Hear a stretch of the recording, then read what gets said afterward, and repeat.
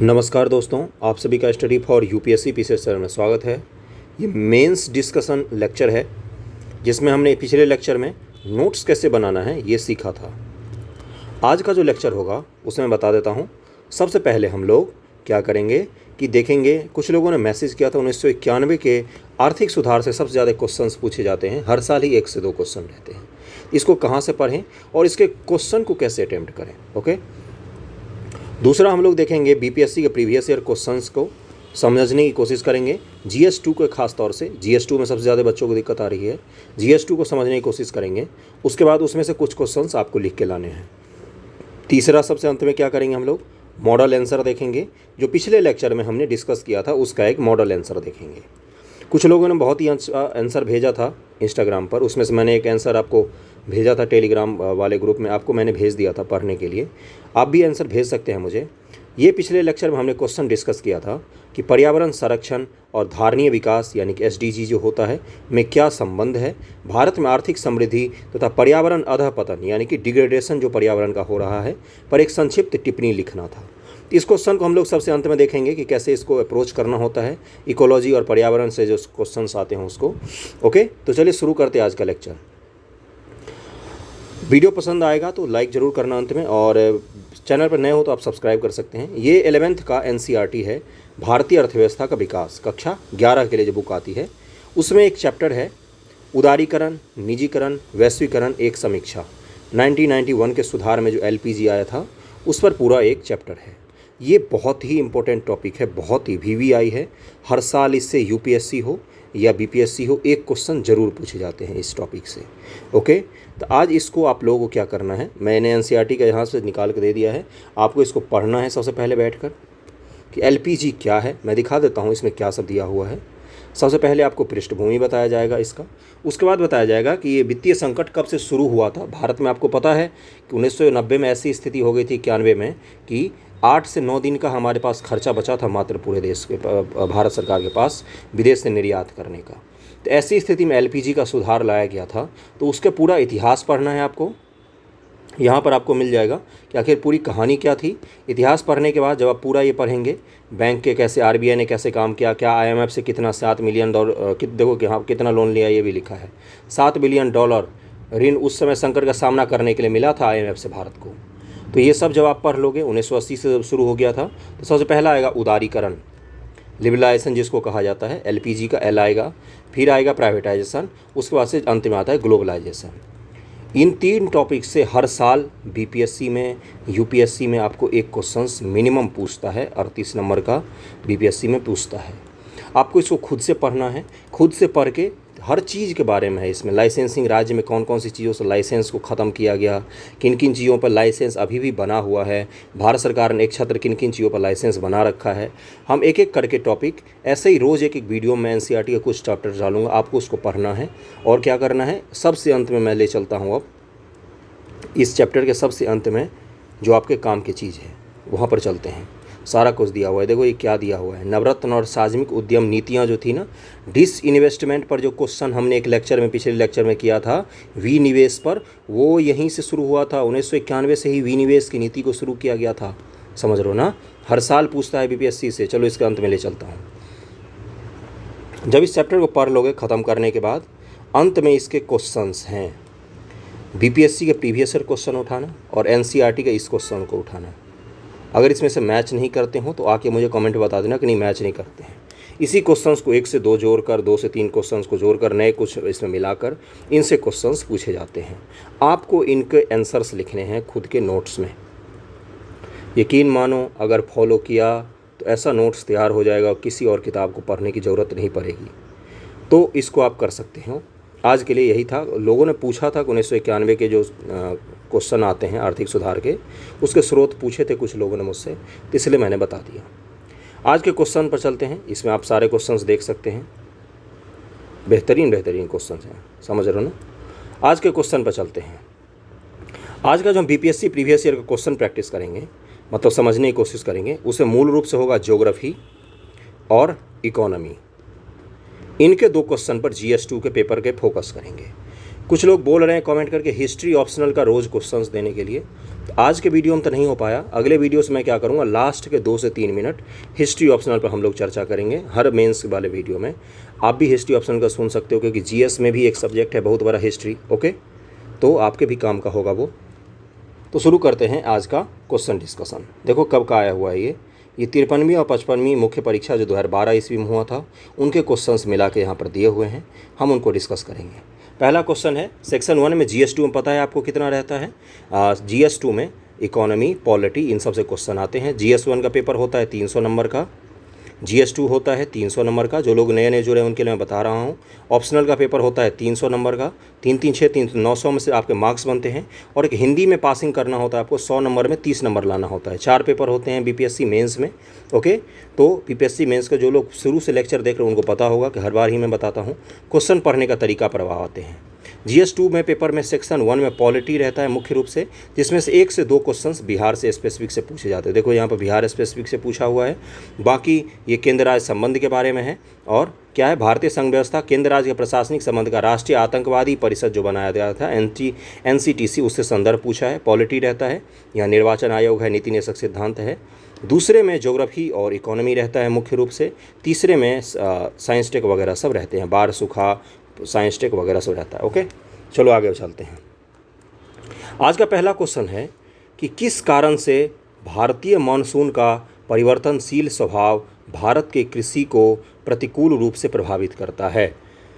बिहार के विशेष संदर्भ में इसकी व्याख्या करना है आपको। कीवर्ड्स कैसे पकड़ने होते हैं, भारतीय मानसून का परिवर्तनशील स्वभाव भारत के कृषि को प्रतिकूल मतलब नकारात्मक रूप से प्रभावित करता है। बिहार के संदर्भ में आपको इसकी व्याख्या करनी है। कीवर्ड्स पकड़ लिए हमने। भारतीय मानसून के बारे में सबसे पहले आपको बताना है कि भारत की जलवायु को मानसूनी जलवायु कहा जाता है। इसका मतलब क्या होता है कि भारत में जो भारत का ज्योग्राफी है उसके हिसाब से अगर दिखाओगे आप तो बोलोगे कि यहाँ पर दक्षिण पश्चिम मानसून आती है और ठंड के महीने में उत्तर पूर्वी मानसून आती है। मानसून क्या होता है, मुख्य रूप से क्या होता है, टेम्परेचर के बदलने के कारण जब हवाओं का परिवर्तन, हवाओं का दिशा बदलती है, वही मानसून मुख्य रूप से, अगर सबसे साधारण टर्म में बोलो तो यही होता है मुख्य रूप से। गर्मी में क्या होता है, गर्मी में जो स्थल होता है वो जल्दी गर्म होगा, जो जल होता है वो कम गर्म होता है तुलनात्मक रूप से, है ना। तो यहाँ से इधर की तरफ हवा चलती है, हवा चलने के कारण मानसूनी पवन आती है। मानसून में पूरा का पूरा एक लेक्चर हो सकता है, मैंने बहुत ही शॉर्ट फॉर्म में समझाया है, इसका 2-2 3-3 घंटे का लेक्चर हो सकता है, इसलिए मैं यहाँ पर उसको एक्सप्लेन नहीं करूँगा, आपको भी नहीं करनी है। सबसे पहले आपको भारत का मैप बना देना है, बताना कि दक्षिण पश्चिम मानसून 2 शाखाओं में बट जाती है, एक अरब की खाड़ी की शाखा और एक बंगाल की खाड़ी की शाखा। दोनों शाखाएं भारत में वर्षा करवाती हैं। और भारत के मानसून जो होता है, भारत की बजट जो होता है भारत सरकार का, उसको मानसून का जुआ कहा जाता है। क्यों? क्योंकि आज भी हमारे यहाँ भारत में जो कृषि है लगभग में 60 से 70% कृषि आज भी है, इससे ज़्यादा ही डेटा है, जो मानसून पर संपूर्ण रूपेण निर्भर है। मतलब क्या हुआ कि मानसून नहीं आएगी तो हमारे यहाँ अकाल की संभावना पड़ सकती है। इस तरह से आज भी हमारी इकोनॉमी, हमारी कृषि मानसून पर निर्भर है। अब क्या बताया कि भारतीय मानसून का परिवर्तनशील स्वभाव, भारतीय मानसून पर अभी भी रिसर्च चल ही रहा है। दुनिया में आज तक कोई सटीक रूप से, या भारत की सरकार या वर्ल्ड मेट्रोलॉजिकल ऑर्गेनाइजेशन है या IMD है, इंडियन मेट्रोलॉजिकल ऑर्गेनाइजेशन जो डिपार्टमेंट है, कोई भी आज तक मानसून का सही सटीक भविष्यवाणी नहीं कर सकता है। क्यों? क्योंकि इसमें इतनी कॉम्प्लेक्सिटी है, छोटी से छोटी चीज़ें इसको प्रभावित करते हैं। आपने लाल नीनो और अल नीनो का नाम सुना होगा। ये क्या होती हैं? ये एक्चुअली में पेरू के तट जो है दक्षिण अमेरिका, वहाँ पर गर्म जलधारा जब चलती है उससे भारत का मानसून प्रभावित हो जाता है। मैं एक कारण कुछ बता रहा हूँ, आपको इसको लिखना है, समझ रहे हो ना। मैं अंत में क्वेश्चन भी दूंगा एक आपको लिखने के लिए। दूसरा होता है कि इंडियन ओशियन डाइपोल, IOD जिसको कहा जाता है, ये भारत है, इधर भी एक इंडियन ओशियन का भाग होता है, इधर भी होता है।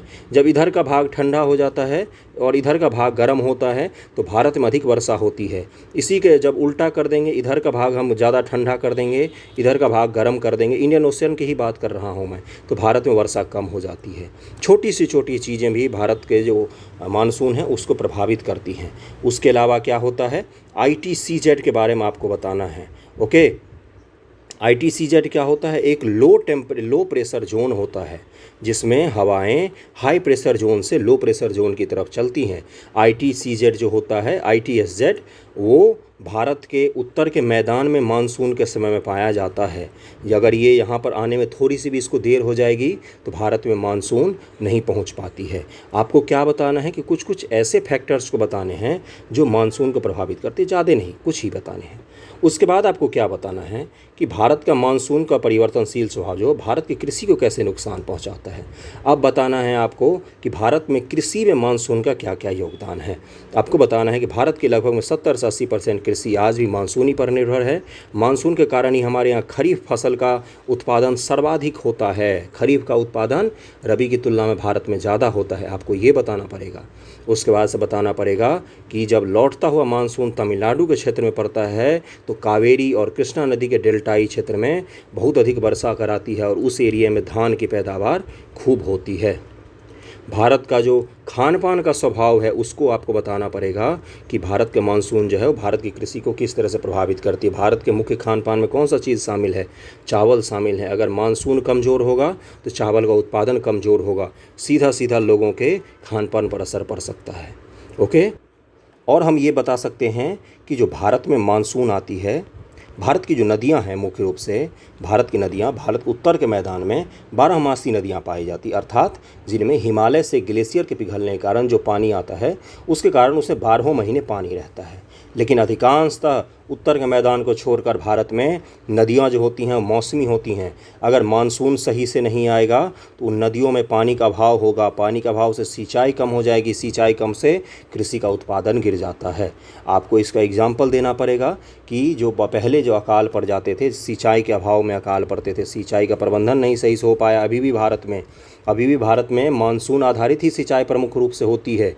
जो नहर सिंचाई है या कुओं से सिंचाई है, ये अभी भी भारत में तुलनात्मक रूप से कम है, समझ रहे हो ना। जैसे इस बार ही बिहार के कुछ इलाकों में, उत्तर बिहार के इलाकों में, दरभंगा मधुबनी के इलाकों, अभी बारिश नहीं हो रही थी, लोगों के बीज जल गए, धान के खेत जो बीज लगाए हुए थे धान के, वो जल गए, फिर से वो लोगों को बीज तक लगाने पड़ रहे हैं। तो समझ रहे हो ना मानसून किस तरह से प्रतिकूल रूप से प्रभावित करती है।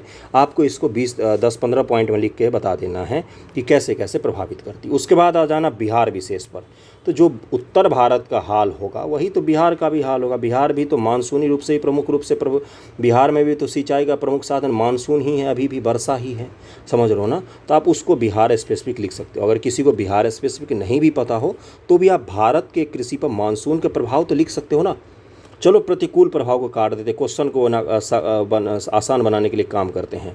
सकारात्मक और नकारात्मक दोनों प्रभाव आपको लिखना है। क्या लिखना है? भारतीय मानसून का सकारात्मक प्रभाव और नकारात्मक प्रभाव। पहली बार इसी को कोशिश करना लिखने की, समझ रहे हो ना। अगला चलते हैं दूसरे क्वेश्चन पर। निम्न स्तर नियोजन ने भारत में आर्थिक विकास प्रक्रिया को बढ़ावा दिया है, उचित उदाहरण सहित इसका आलोचनात्मक परीक्षण कीजिए। सबसे पहले माइक्रो लेवल प्लानिंग होती क्या है? निम्न स्तर नियोजन जिसको कहा जाता है, ये होता क्या है? बहुत लोगों को नहीं पता होगा। माइक्रो लेवल का, माइक्रो का मतलब छोटा होता है ना, यानी कि डिसेंट्रलाइज प्लानिंग, यानी कि विकेंद्रीकृत प्लानिंग, अर्थात कि सबसे उच्च स्तर पर कौन होता है? राष्ट्र, अपना देश है, फिर राज्य है, राज्य के बाद क्या होता है? डिस्ट्रिक्ट होता है, डिस्ट्रिक्ट के बाद पंचायत होती है या नगर पालिका होती है ना। तो आपको इसमें बोल रहा है कि नगर पालिका और पंचायत लेवल की जो प्लानिंग होती है ना, उसको कहा जाता है माइक्रो लेवल प्लानिंग। या किसी एक छोटे से शहर के लिए जो प्लानिंग होती है ना, उसको कहा जाता है माइक्रो लेवल प्लानिंग। एक छोटा सा किसी एरिया, जनजातीय एरिया के लिए जो सिर्फ प्लानिंग होगा ना, उसको कहा जाएगा माइक्रो लेवल प्लानिंग। समझ रहे हो ना मैं क्या कह रहा हूँ। तो निम्न स्तर नियोजन में आप सबसे पहला उदाहरण क्या दोगे कि भारत में सबसे पहली बार 1958 ईस्वी के आसपास बलवंत राय मेहता समिति के सिफारिशों का आधार भारत में पंचायती राज को शुरू किया गया था। सबसे पहले निम्न स्तरीय प्लानिंग की शुरुआत यहीं से हुई थी। तब पंचायतों को कुछ फ़ायदे गिना देना।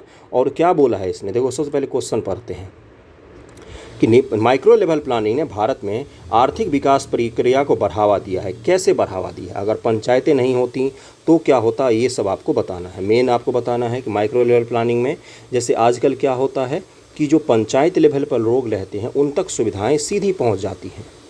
समझ रहे हो, सीधी सुविधा पहुंचती है। तो क्या है, छोटे छोटे पंचायतों के लेवल के प्लानिंग है। हर पंचायत को कुछ न कुछ अधिकार दिए हैं कि अपने क्षेत्र में विकास करने का, आप उसके बारे में बता सकते हो।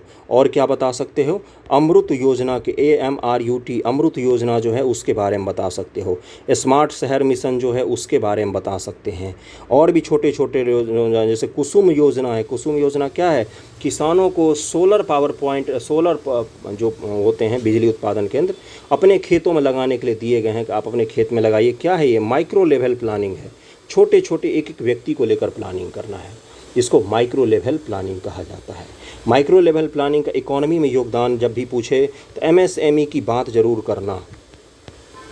MSME सेक्टर्स को जो बढ़ावा देने के लिए कोशिश की जाती है वो माइक्रो लेवल प्लानिंग का ही उदाहरण होता है कि छोटे छोटे उद्योग जहाँ पर उलेंगे, मान लो दरभंगा शहर है, मेरा शहर दरभंगा है, उसमें कोई छोटा सा फैक्ट्री उग रहा, तो उससे क्या होगा कि दरभंगा के जो लोग दिल्ली में आके काम करते हैं वो पहले कहाँ पर काम करेंगे, अपने शहर में काम करेंगे। 150 लोगों को ही जॉब मिलेगा, मान लो एक छोटी सी फैक्ट्री में, लेकिन इसको क्या कहलाएंगे, ये कहलाएगा माइक्रो लेवल प्लानिंग। छोटे से छोटे स्तर पर आपने लाभ पहुंचाने की कोशिश की है, समझ लो ना। तो माइक्रो लेवल प्लानिंग इसी को कहा जाता है। मैंने एक ओवरव्यू दिया है, अगर आपको समझ में आया होगा तो आप इस क्वेश्चन को लिखने की कोशिश ज़रूर करना।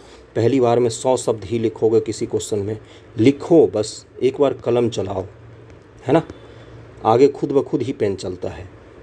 इसको ज़रूर कोशिश करना। इस क्वेश्चन को मत करना कि 2011 सेंसस का क्वेश्चन है, 2012 पे ईस्वी का पेपर है, इसलिए उसमें पूछा था, अब नहीं पूछेगा ये। कृषि विविधता एवं जैविक कृषि भारत में खाद्य संरक्षण के अच्छे विकल्प हैं। बिहार के विशेष संदर्भ में इसकी आलोचनात्मक विवेचना करना है। कीवर्ड्स पकड़ना है। सबसे पहले क्वेश्चन में क्या करना है, जो भी पहले से करते हैं उन सबको पता है, कीवर्ड्स पकड़ना है। कृषि विविधता मतलब क्या बोल रहा है, क्रॉप्स जो होते हैं ना उसमें डाइवर्सिटी लाना है, एक ही क्रॉप्स पर नहीं रहना है, हमें अलग अलग पर रहना है। एवं जैविक कृषि बिना खाद केमिकल खाद के कृषि करना है हमें, समझ लो ना। भारत में खाद्य संरक्षण की बात कर रहा है, खाद्य संरक्षण की बात कर रहा है कि अच्छे विकल्प हैं। बिहार के विशेष संदर्भ में इसकी आलोचनात्मक विवेचना करना है आपको। बिहार के संदर्भ में पक्ष और विपक्ष दोनों पॉइंट 6 के लिखने हैं, समझ लो ना। आलोचनात्मक परीक्षण का मतलब क्या होता है, कृषि विविधता क्या होता है, अपने यहाँ क्या होता है, गेहूँ उपजा लो, गेहूँ हटाया चावल लगा लो, चावल हटाया फिर से गेहूँ लगा लो, बीच में समय बचा तो दाल लगा दो, या कुछ नहीं बचा तो मटर बो दो। क्या है ये, 2 से 3 फसलों पर ही हम लोग घूम फिर के रह जाते हैं। कृषि विविधता का मतलब होता है अधिक से अधिक फसलों को कोशिश करना। जैसे लगातार अगर आप खेत में धान गेहूँ लगा रहे हो तो आपके खेत में नाइट्रोजन की कमी हो जाएगी। इसलिए सरकार क्या बोलती है कि जिसमें फलीदार दाने वाले जो होते हैं उन फसलों को लगाना चाहिए। तो ये खाद्य संरक्षण में कैसे मदद करेंगे, अपने देश में लोगों में प्रोटीन की कमी हो गई थी, चावल खाने से प्रोटीन मिल जाएगा क्या, नहीं, दाल, समझ रहे हो ना। ये कृषि विविधीकरण से ही तो होगा ना। चावल गेहूँ का हमारे यहाँ चलन है ना। दाल का तो चलन नहीं बन पाता है। अलग अलग तरह के दाल होते हैं, मटर होते हैं, और भी विभिन्न तरह के फिर किस्में होती हैं, है ना। और जैविक कृषि क्या होता है, मतलब ऑर्गेनिक फार्मिंग की बात कर रहा है। देखो यहाँ पर लिखा हुआ है, मतलब कि ऑर्गेनिक फार्मिंग करना है। जैसे सिक्किम राज्य ने क्या किया, जब ऑर्गेनिक फार्मिंग उसने अपनाया तो पहले उसके यहाँ उत्पादन कम हो गया, उसके बाद क्या हुआ, धीरे धीरे, जैसे श्रीलंका की भी जो एक हालत ऐसी हुई है, उसमें एक ऑर्गेनिक कृषि का भी योगदान माना जाता है, आपको पता होना चाहिए। ऑर्गेनिक फार्मिंग जो होती है उसको 15 से 20 साल तक मिनिमम लगते हैं एडॉप्ट करने में उस ज़मीन को। ऑर्गेनिक फार्मिंग बड़ा समय लग जाता है, 10 साल तो मिनिमम लग जाते हैं कितनी बार ऑर्गेनिक फार्मिंग को एडॉप्ट करने में। होता क्या है, अगर आप हर साल खाद डाल के उपजा रहे हो, इस साल खाद नहीं डालोगे तो क्या होगा, उपज गिर जाएगी आपकी, है ना। तो ऑर्गेनिक जो होता है, मिट्टी को अपनी उर्वरता को फिर से अपने मूल रूप में लाने में समय लग जाता है। तो जब आप ऑर्गेनिक फार्मिंग की बात करोगे, आप किसकी बात कर रहे हो, आप मृदा संरक्षण की भी बात कर रहे हो। जो मृदा का बंजर होती जा रही है, आप उसको संरक्षण की भी बात कर रहे हो। तो यानी कि ऑर्गेनिक फार्मिंग को अगर अपनाया जाए तो पहले हो सकता है कि उत्पादन कम हो, लेकिन धीरे धीरे करने के बाद क्या होगा, एक बहुत ही स्वस्थ फसल का मतलब क्या होगा, इसमें कोई भी खाद, कोई भी विषाक्तता कुछ नहीं होगा, समझ रहे हो ना। इस तरह के खाद्य पदार्थ जब कोई खाता है तो स्वस्थ तो ऑब्वियसली रहता है। ऑर्गेनिक चीज़ों की मांग इतनी ज़्यादा क्यों होती, डिमांड महंगा भी इसीलिए बिकता है। तो जब जैविक कृषि की बात की जाएगी तो वो भी एक खाद्य संरक्षण का एक अच्छा विकल्प तैयार हो सकता है। और जैविक कृषि से अगर मृदा का संरक्षण होगा, धीरे धीरे करके उपज बढ़ती है इससे। समझ रहे हो ना मैं क्या कह रहा हूँ। और बिहार की जो ज़मीन है, एक अमेरिकी रिपोर्ट में सामने आया है कि दुनिया में सबसे ज़्यादा उपजाऊ ज़मीन जो है वो बिहार में ही पाई जाती। बिहार और उत्तर प्रदेश, इन इलाकों में ही, बंगाल के कुछ इलाकों में दुनिया की सबसे उपजाऊ मिट्टी पाई जाती है। अपने यहाँ आज भी होता है, खेत में बस बीज छिड़क के छोड़ दो तो भी उपज हो जाती है। दुनिया में सबसे ज़्यादा खाद का उपयोग अमेरिका और चीन जैसे देशों में होता है, जहाँ की उपज बिल्कुल कम होती है, उत्पादकता कम होती है तुलनात्मक रूप से। समझ रहे हो ना मैं क्या कह रहा हूँ। तो कृषि विविधता के बारे में आपको लिखना है कि क्रॉप रोटेशन होना चाहिए, क्रॉपों में भी विविधता होनी चाहिए। खरीफ में भी एक से ज़्यादा फसल आप लगा सकते हो, रबी में भी एक से ज़्यादा फसलों का आप लगा सकते हो। ज़रूरी नहीं खरीफ में आप धान ही लगाओ, कुछ और भी फसल आप लगा सकते हैं। इससे क्या होगा, खाद्य सुरक्षा होगा। खाद्य सुरक्षा का मतलब क्या होता है कि भोजन पेट भरने वाला नहीं, क्वालिटी फूड मिलेगा। क्वांटिटी कम भी चल जाएगा, क्वालिटी अच्छी होनी चाहिए फूड की। खाद्य सुरक्षा का मतलब ही यही होता है। क्या बोला है यहाँ पर कि फूड सिक्योरिटी की बात कर रहा है भारत में। फूड सिक्योरिटी भारत में अन्न की कमी के कारण नहीं है, भारत में कुपोषण के कारण भी एक फूड सिक्योरिटी की बात आती है। समझ रहे हो ना मैं क्या कह रहा हूँ। तो इसकी बात हम कर सकते हैं। ओके, जैसे भारत दाल का सबसे बड़ा आयातक है, लेकिन दाल भारत में सबसे ज़्यादा उपजता भी है। हमारे यहाँ खपत ज़्यादा है अभी भी और उपज कम है, इसलिए हमें दाल को बाहर से मंगवाना पड़ता है। जबकि चावल, इसकी उपज हद से ज़्यादा है, रखे रखे सड़ जाते हैं, कितनी बार हमें बाहर भेजना पड़ जाता है। समझ रहे हो ना मैं क्या कह रहा हूँ। तो इस क्वेश्चन को भी आप लिखने की कोशिश ज़रूर कर सकते हैं। अगला क्वेश्चन है, ये आपको आपदा प्रबंधन से इस टॉपिक में रहता है, आपदा से मुख्य रूप से रहता है। और एक दो टॉपिक हैं जिनसे करंट अफेयर वगैरह सबके जोड़ के आपके पास इस जो सेक्शन 3 है GS2 पेपर का, इनमें से क्वेश्चन आते हैं। एक ये क्वेश्चन है, ये आपको गारंटी मान लो हर दूसरे साल आपको बिहार के पेपर में मिलता है। क्या, सूखा और बाढ़ प्रबंधन की जो घटना होती हैं बिहार में, वो आपको मिलता है। एक ही राज्य ऐसा है जहाँ पर एक साथ बाढ़ और सूखा दोनों देखने को मिलता है भारत में, प्रवृत्ति बाढ़ और सूखा की। तो इसलिए इस तरह के क्वेश्चन बहुत बार बिहार में पूछता है। ये बिहार का एक खासियत भी है। बाढ़ तथा सूखे की प्राकृतिक आपदाओं से बिहार लगातार गुजरता रहता है। किसकी बात की इसने, बाढ़ और सूखे की बात की। इन आपदाओं के पूर्वानुमान तथा प्रबंधन में विज्ञान प्रौद्योगिकी की क्या भूमिका हो सकती है। आपसे पूछा है कि साइंस और टेक्नोलॉजी की मदद से बाढ़ और सूखा का हम कैसे प्रबंधन और पूर्वानुमान, शब्द पकड़ना, आपदा के पूर्वानुमान और प्रबंधन दोनों की बात कर रहा है। अपने उत्तर को प्रायोगिक उदाहरण के द्वारा समझाना है। आपको रियलिस्टिक अप्रोच, मतलब कि ऐसे उदाहरण को समझाना है जो संभव हो सके। ऐसा नहीं जब समझा देना जो रॉकेट साइंस हो, जो नासा के पास हो, हमारे पास ना हो। समझ रहे हो ना, रियलिस्टिक अप्रोच करके आपको बताना है। देखो इस तरह के जो क्वेश्चन होते हैं ना, ये सामान्य समझ के होते हैं। आपको क्या करना है, आपको इमेजिन करना है कि आप एक डिस्ट्रिक्ट में किसी अधिकारी के पद पर बैठे हुए हो, मतलब जो ऐसे अधिकारी जो इन कामों को करने में जिसके पास सक्षम शक्ति हो। आपको ये काम को करना है तो आप कैसे करोगे।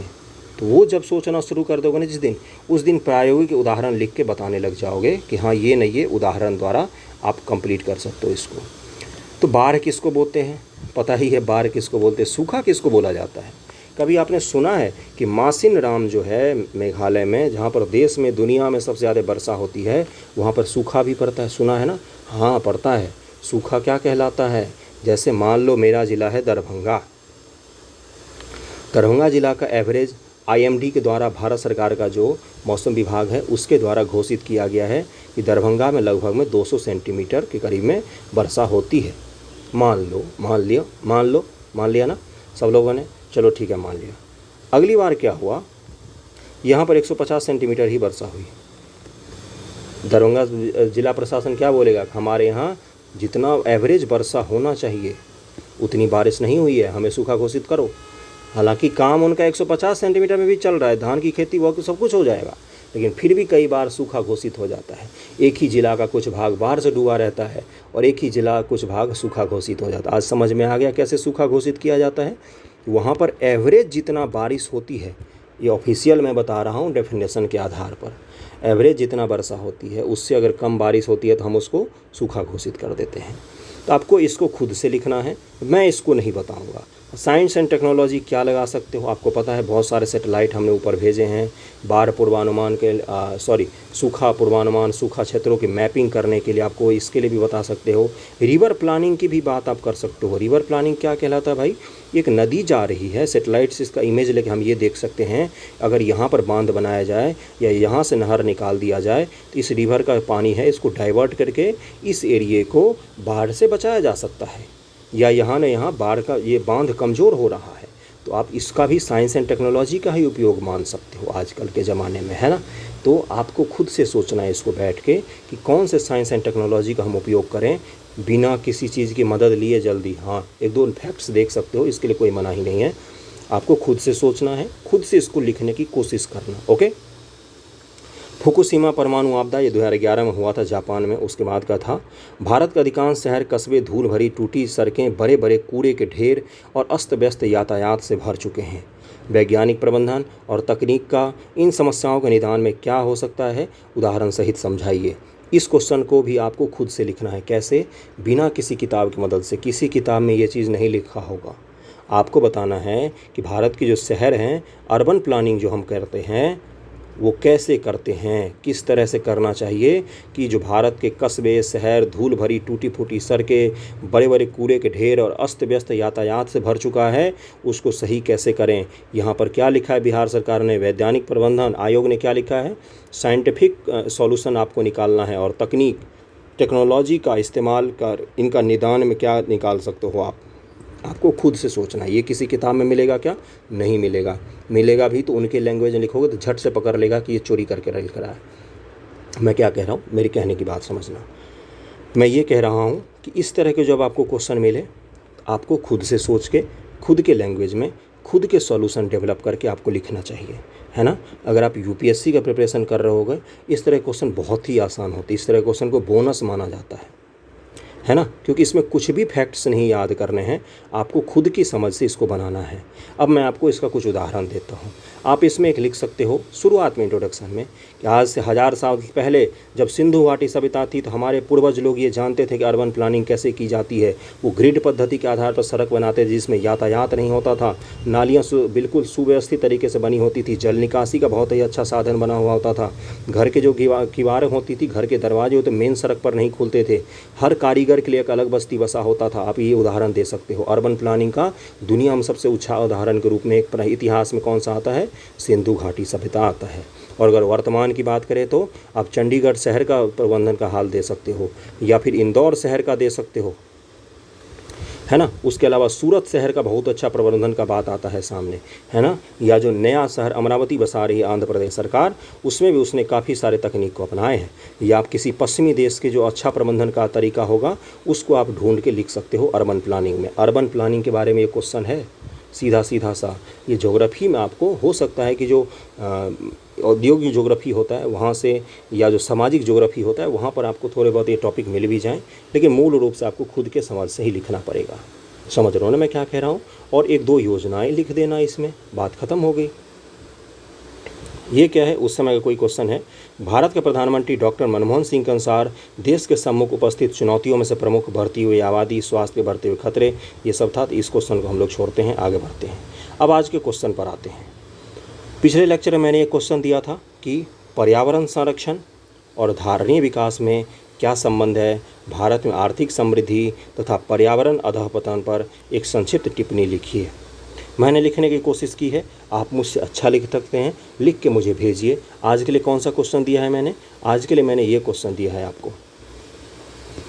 एक तो इस क्वेश्चन को आपको लिखना है, जिस क्वेश्चन में किसी फैक्ट्स की ज़रूरत नहीं वो क्वेश्चन दे रहा हूँ। भारत के अधिकांश शहर, आपको खुद से अप्रोच करके लिखना है कि आप अगर अधिकारी होते तो आप क्या करते। दूसरा, इस क्वेश्चन को लिखना है आपको। और तीसरा कहाँ गया? Micro level planning. इन 3 क्वेश्चंस को आपको लिखना है। और ऊपर जो मैंने दिया था इकोनॉमी का पूरा चैप्टर पढ़ के नोट्स बनाने के लिए, उसको आपके खुद के पेपर में लिखना है। देखो पहली बार होगा क्या 20 शब्द ही लिखोगे किसी आंसर में? एटलीस्ट लिखना तो शुरू करो ना। मैं जान रहा हूँ मुझे बहुत सारे लोग आंसर भेजते हैं जिसमें पता है कितने शब्द होते हैं, मात्र जिसमें 150 शब्द होते हैं। 38 नंबर की क्वेश्चन की मैं बात कर रहा हूँ। तो मैं इसीलिए मैंने ग्रुप नहीं बनाया था टेलीग्राम पर जिसमें सब लोग आंसर भेजें। क्या 150 शब्द जो लोग लिख के मुझे प्राइवेटली भेज रहे हैं, क्या वे उस ग्रुप में भेज सकेंगे कभी भी? नहीं ना। तो इस लेवल के जब लोग मुझे भेजते हैं तो मैं उनको अप्रिसिएट करता हूँ, मैं उनको बताता हूँ कि कैसे लिखना है कैसे नहीं। ओके, चलिए आज के क्वेश्चन पर चलते हैं। पर्यावरण संरक्षण आधुनिक विश्व के लिए शायद एक नई अवधारणा हो सकती है, परंतु भारतीय संस्कृति में यह अवधारणा ईसा पूर्व से जुड़ी हुई है। हड़प्पा के समय से ही जल संरक्षण का बेहतरीन उदाहरण हमें मिलता है। पर्यावरण संरक्षण का सामान्य शब्दों में अर्थ होता है कि अपने चारों तरफ उपस्थित प्राकृतिक आवरण को उनके मूल स्वभाव के अनुसार संरक्षित करना, अर्थात एक स्वच्छ पर्यावरण में हवा का काम क्या होता है? हवा स्वास्थ्य वर्धन का काम करेगी, जल शीतलता प्रदान करेगी, ध्वनियाँ शांति की अनुभूति प्रदान करेगी। इस क्वेश्चन को मैंने लिखा कैसे, पहले मैं अप्रोच बताता हूँ। जब ये क्वेश्चन मेरे सामने आया, मुझे क्या करना था ना कि पर्यावरण संरक्षण और धार्मिक विकास से पहले तो संबंध बताना था। तो पहले मैंने इन दोनों को डिफाइन किया, फिर मैंने बताया इन दोनों में संबंध क्या है। समझ रहे हो ना मैं क्या कह रहा हूँ? उसके बाद बिल्कुल क्वेश्चन बदल जाता है कि भारत की जो आर्थिक समृद्धि हो रही है, भारत में जो इकोनॉमी बढ़ रही है, उसमें पर्यावरण डिग्रेडेशन, इन दोनों को मिला के एक पॉइंट्स लिखना, हमारे आधा क्वेश्चन लिखना था। तो पहले मैंने पर्यावरण संरक्षण को डिफाइन किया, फिर धारणीय विकास को डिफाइन किया, फिर दोनों में संबंध दिखा दिए मैंने। इससे हमारा सेक्शन 1 कंप्लीट हो गया। यहाँ तक पढ़ दिया था। जब प्राकृतिक स्वरूप विकृत होता है तो उसे ही प्रदूषण का नाम दे दिया जाता है। जैसे हवा है, हवा का काम है हमारे स्वास्थ्य को अच्छा बनाना, हमारी थकावट को दूर करना। आप जब पहाड़ में जाते हो, अच्छी हवा खाते हो, तो क्यों आपकी थकान दूर हो जाती है? यही कारण से। लेकिन यही हवा का जब मूल स्वरूप बिगड़ जाता है, जब आप हवा में बैठने पर आपको स्वास्थ्य महसूस की आपको जलन होने लगे आँखों में, आपको उल्टियाँ आने लगे, आपको सांस लेने में दिक्कत हो, तो उसको एयर पॉल्यूशन का नाम दे दिया जाता है। जिस जल को पीने से आपका शरीर अच्छा होना चाहिए, आपको फ़ायदा पहुँचना चाहिए, उस जल को पीने से अगर आपको उल्टी हो रही है तो जल प्रदूषण का उदाहरण है। समझ रहे हो ना? यानी कि जल का स्वभाव जो था वो स्वभाव बदल गया है, हवा का स्वभाव बदल गया है, उसी को पॉल्यूशन कहा जाता है। मैंने धारणीय विकास पर आ गया। धारणीय विकास 1989 ब्रटलैंड कमीशन द्वारा आवर कॉमन फ्यूचर नाम से रिपोर्ट आया था। 15 वर्षों के लिए इसको लागू करना था। 2015 से 2030 यूएन द्वारा स्थापित लक्ष्य है। संपूर्ण विश्व को एक समान लक्ष्य प्रदान कर एक ऐसे भविष्य का निर्माण करना है जो सुरक्षित गरीबी, कुपोषण तथा पर्यावरण प्रदूषण से रहित हो। सतत विकास 17 लक्ष्य हैं और 179 उपलक्ष्य हैं। इसमें वर्तमान ज़रूरतों को पूरा करना, भविष्य के लिए एक सुव्यवस्थित पृथ्वी छोड़कर जाना। अब इसके लक्ष्य क्या क्या हैं? लक्ष्य हैं असमानता को दूर करना, गरीबी निवारण, जल संरक्षण, पर्यावरण संरक्षण, भूखमरी समाप्त करना, क्वालिटी एजुकेशन, सस्ता और साफ एनर्जी प्रोवाइड कराना, स्वास्थ्य सुविधाओं का विकास करना इत्यादि। और भी इसके 13 लक्ष्य हैं और 17 लक्ष्य हैं, 169 उपलक्ष्य हैं। आप उसमें से कुछ को लिख सकते हैं। उपरोक्त वर्णित लक्ष्यों को अगर ध्यान से अध्ययन किया जाए तो पता चलता है कि किसी भी समाज, देश या व्यक्ति के जीवन की संपूर्ण विकास के लिए इन्हीं लक्ष्यों द्वारा संभव हो सकता है। संपूर्ण विकास, अगर आप ये सब लक्ष्य पूरी नहीं करोगे तो किसी भी व्यक्ति तक का संपूर्ण विकास नहीं हो सकता। बिना एजुकेशन के कैसे कोई व्यक्ति अच्छा विकास कर सकता है? हमें हमारी वर्तमान ज़रूरतों को भी पूरा करना है तथा आने वाली पीढ़ी के लिए भी संसाधनों का संरक्षण करना है। मूल रूप से एसडीजी यही होता है। पर्यावरण संरक्षण और धारणीय विकास में संबंध क्या है? पर्यावरण संरक्षण एवं धारणीय विकास एक दूसरे के पूरक का काम करते हैं, अर्थात बिना पर्यावरण संरक्षण के धारणीय विकास संभव नहीं है एवं बिना धारणीय विकास के पर्यावरण संरक्षण संभव ही नहीं है। FAO फूड एग्रीकल्चर ऑर्गेनाइजेशन के अनुसार अब मैंने दुनिया का डेटा उठा के बताने शुरू किए कि देखो भाई, पर्यावरण संरक्षण नहीं करोगे तो सतत विकास तुम्हारा कैसे नहीं होगा।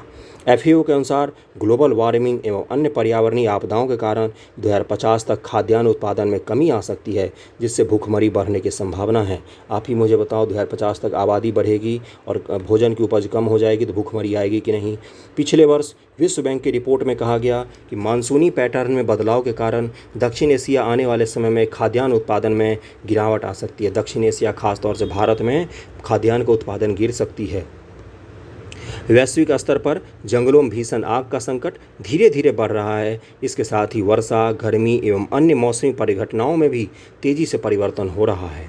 एक रिपोर्ट में कहा गया कि हिमालय के ग्लेशियर 2050 तक 80% तक पिघल जाएंगे। इसके कारण पहले तो उत्तर भारत में बाढ़ का संकट आएगा। देखो, नदियों में जब पानी बहुत ज़्यादा बढ़ेगा ग्लेशियर पिघलने के कारण, तो पहले तो बाढ़ आएगा, फिर क्या आएगा? भयानक सूखा पड़ेगा। और उसके बाद एक भयानक जल संकट उत्पन्न होगा, जिससे कृषि पैदावार और मानवीय स्वास्थ्य पर गंभीर प्रभाव पड़ेगा। यूएन के अनुसार तापमान में 2 डिग्री सी के बढ़ने से 2100 ईस्वी तक समुद्र किनारे बसे कई महानगर जल में डूब जाएंगे। ये सब हमने पॉइंट्स बताए हैं कि आपको लग रहा है कि ये जब पर्यावरणीय समस्याएं आएंगी, संरक्षित नहीं करेंगे, तो एसडीजी को प्रभावित कर रही हैं कि नहीं कर रही हैं।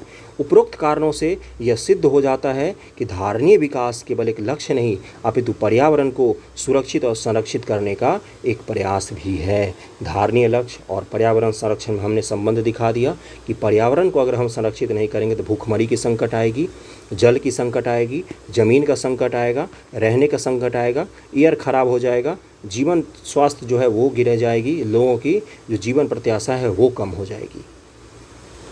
और भी आप इसमें पॉइंट्स लिख सकते हो, आप मुझसे अच्छा आंसर लिख सकते हो, लिखते भी होगे, ऐसा कोई ज़रूरी नहीं कि यही सर्वश्रेष्ठ आंसर है, आप बिल्कुल लिख सकते हो। भारत की आर्थिक समृद्धि और पर्यावरण का अधःपतन, क्वेश्चन के दूसरे सेक्शन में आ गए।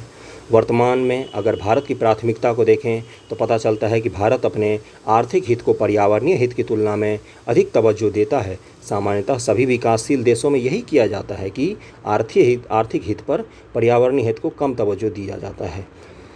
एमिशन गैप रिपोर्ट के अनुसार वैश्विक स्तर पर भारत प्रमुख CO2 और ग्रीन हाउस गैस का उत्सर्जक है, परंतु हमें यह ध्यान में रखना होगा कि प्रति व्यक्ति उत्सर्जन में हम दुनिया के देशों में बहुत नीचे हैं। भारत अगर पर्यावरण को नुकसान पहुंचाता है तो 133 करोड़ लोग दोष हैं उसके पास, 133 करोड़ की जनसंख्या है।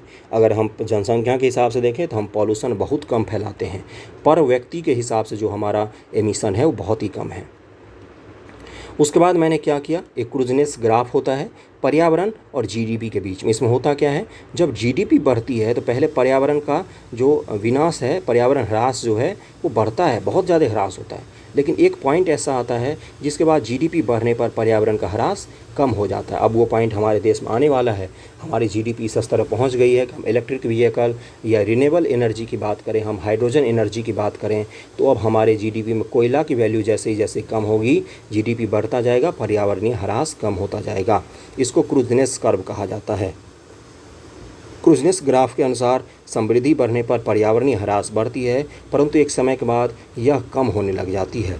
भारत अभी भी इसी समयावधि से गुजर रहा है, परंतु भारत सरकार द्वारा पर्यावरणीय क्षति को कम करने के लिए भी निम्न उपाय किए गए हैं। भारत स्टेज 6 इंजन को अपनाया गया है, जिससे प्रदूषण कम होगा, कार्बन मोनोऑक्साइड वगैरह कम उत्सर्जित होंगे। अंतर्राष्ट्रीय सोलर गठबंधन के निर्माण में सबसे प्रमुख भूमिका भारत की ही है। भारत का जीडीपी का लगभग में 6 से 7% का नुकसान होता है हमारे यहाँ आपदा के कारण। 33% वन को अनिवार्य बनाया गया है। जल संरक्षण के लिए वलसार जल संरक्षण को बढ़ावा दिया जा रहा है। साथ ही नमामि गंगे अभियान की मदद से नदियों को भी संरक्षित करने का प्रयास किया जा रहा है।